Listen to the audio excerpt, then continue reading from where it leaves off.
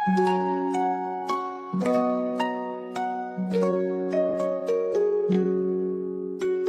समय की बात है, एक बहुत बड़े जादुई जंगल के पास एक छोटे से गांव में एक दयालु लड़की रहती थी जिसका नाम एलारा था।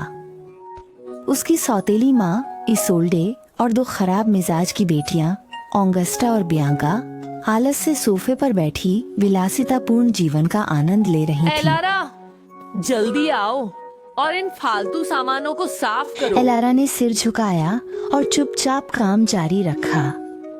सुबह एलारा चुपके से घर से बाहर निकल गई।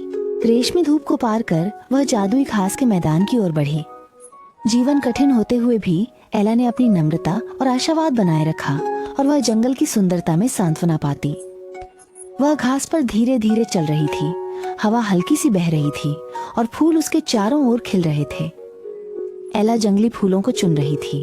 तभी उसने देखा कि एक चमकती तितली कांटों में फंसी हुई है। ओह प्यारे छोटे दोस्त, मैं आ जाता मैंने हूँ। तुम्हारी मदद कर दी। उसने सावधानी पूर्वक तितली को कांटों से बाहर निकाला। तितली सुंदर परी लीला बन गई। लीला मुस्कुराई।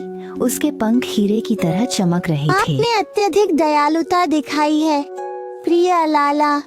आपकी दयालुता के लिए मैं आपको 3 इच्छाएं कुछ दूंगा। क्षणों बाद एला हैरान होकर आंखों में उम्मीद के साथ बोली, मैं कोशिश करना एक चाहती तारे हूँ। की तरह चमकदार पोशाक।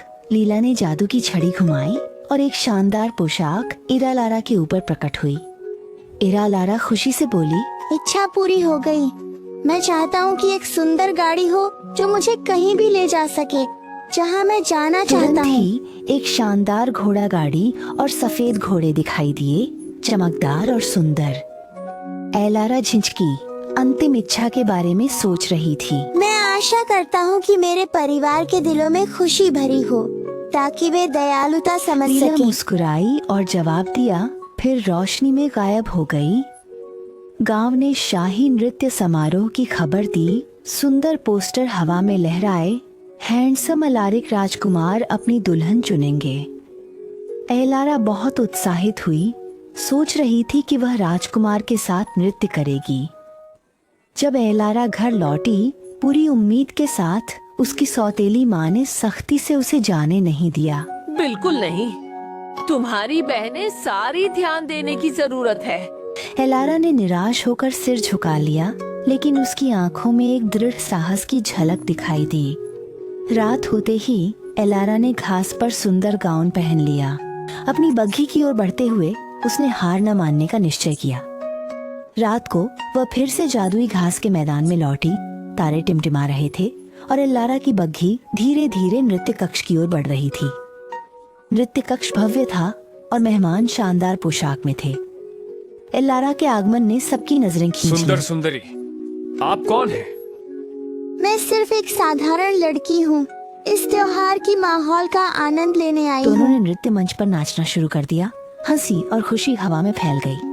जैसे ही घड़ी की घंटी बजी, एलारा को लीला की चेतावनी याद आ गई और वह चिंतित हो गई। मुझे वापस जाना होगा, अपने भाई को बचाना होगा, अपने गृहनगर को बचाना होगा। क्या तुम वह चले जल्दी में गए? चला गया, केवल एक चमकदार कांच का जूता छोड़कर।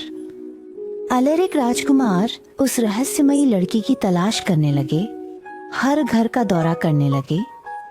राजकुमार अला के घर पहुंचे। लिंसोडे महिला ने उसे छिपाने की कोशिश की, लेकिन राजकुमार का निर्णय अटल था। कृपया उस महिला को बाहर आने जब दें। उसने जूता पहना तो वह बिल्कुल सही बैठा। राजकुमार के चेहरे पर खुशी फैल गई। तुम वही हो जिसे मैं हमेशा से खोज रहा था। क्या तुम मुझसे शादी करोगे? एलाला भावुक होकर आंसू बहने लगे और सिर हिलाकर कहा, मैं राजी हूँ। धूप में भव्य शादी का आयोजन हुआ। चारों ओर फूलों की सजावट थी। लोगों ने हर्षपूर्वक बधाई दी।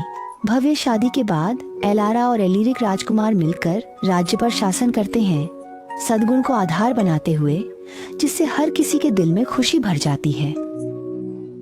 रात का आकाश चमक रहा था। एलारा फिर से रंगीन घास के मैदान में आई। चारों तरफ फूल खिले हुए थे। क्या रात के सितारों के नीचे नृत्य करते हैं। उस दिन से अरला अक्सर जादुई मैदान में लौटता है, अच्छाई और प्यार के जादू के लिए आभारी होता है।